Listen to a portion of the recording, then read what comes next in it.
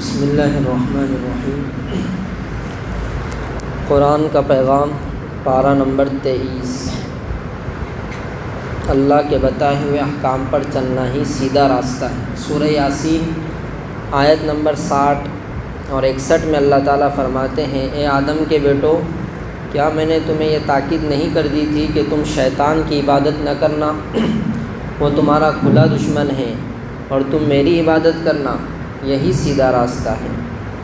بدن کے اعضاء قیامت کے دن گواہی دیں گے۔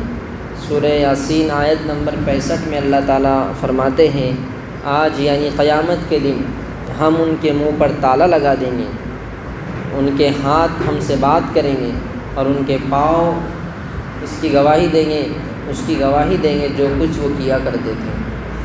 اللہ کے لیے دوبارہ زندہ کرنا کوئی مشکل کام نہیں۔ سورہ یاسین آیت نمبر 77 تا 79 میں اللہ تعالیٰ فرماتے ہیں، کیا انسان نے یہ نہیں دیکھا کہ ہم نے اسے نطفے سے پیدا کیا تھا، پھر اچانک وہ کھلم کھلا جھگڑا کرنے والا بن گیا۔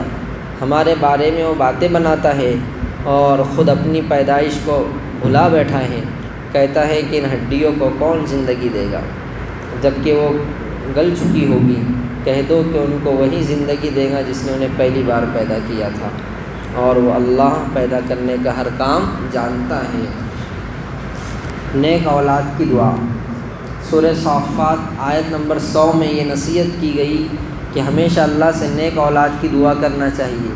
جب حضرت ابراہیم علیہ السلام نے اللہ تعالیٰ سے نیک اولاد کی دعا کی تو اللہ تعالیٰ نے بڑھاپے کے عالم میں نہایت حسین و جمیل ہونہار فرزند اسماعیل ان کو عطا فرمایا۔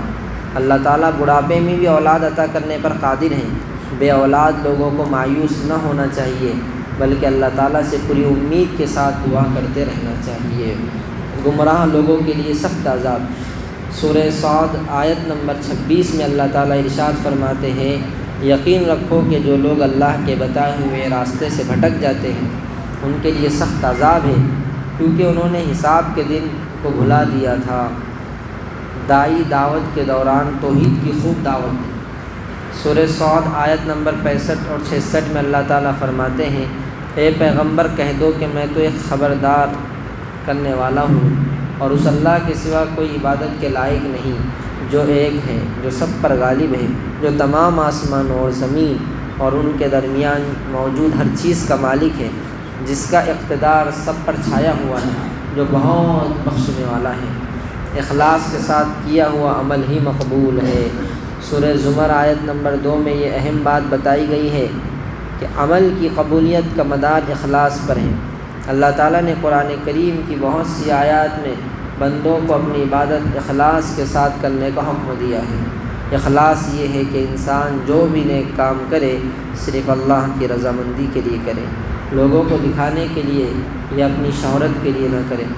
اعمال میں اخلاص کو بڑی اہمیت حاصل ہے۔ کسی بھی نیک عمل کی قبولیت کا مدار اخلاص پر ہے۔ اخلاص کے بغیر کسی بھی عمل کا ثواب نہیں ملتا، اس لیے ہمیں ہر کام کو اخلاص کے ساتھ کرنا چاہیے۔ تکلیف میں بندہ خدا کو یاد کرتا ہے اور نعمت آنے پر اسے بھول جاتا ہے۔ سورہ زمر آیت نمبر 8 میں اللہ تعالیٰ ارشاد فرماتے ہیں، جب انسان کو کوئی تکلیف پہنچتی ہے تو اپنے رب کی طرف متوجہ ہو کر پکارنا شروع کر دیتا ہے۔ پھر جب اللہ تعالیٰ انسان کو اپنی طرف سے کوئی نعمت عطا فرما دیتا ہے تو وہ اس کو بھول جاتا ہے، جس کے لیے پہلے اللہ کو پکار رہا تھا، اور اللہ کے ساتھ دوسرے معبودوں کو شریک کرنے لگتا ہے، جس کے نتیجے میں دوسروں کو بھی اللہ کے راستے سے گمراہ کرنا شروع کر دیتا ہے۔ صبر کرنے والوں کے لیے بے حساب اجر ہے۔ سورہ زمر آیت نمبر 10 میں اللہ تعالیٰ ارشاد فرماتے ہیں، اے نبی کہہ دو کہ اے میرے ایمان والے بندو، اپنے پروردگار کا خوف دل میں رکھو۔ بھلائی انہی کی ہے جنہوں نے اس دنیا میں بھلائی کی ہے، اور اللہ کی زمین بہت وسیع ہے۔ جو لوگ صبر سے کام لیتے ہیں ان کا ثواب انہیں بے حساب دیا جائے گا۔ ہدایت یافتہ لوگوں کی پہچان۔ سورہ زمر آیت نمبر 17 اور 18 میں اللہ تعالیٰ فرماتے ہیں، جن لوگوں نے طاغوت یعنی شیطان اور ہر باطل چیز کی عبادت کرنے سے پرہیز کیا اور انہوں نے اللہ سے دل لگایا ہے، خوشخبری ہے انہی کے لیے۔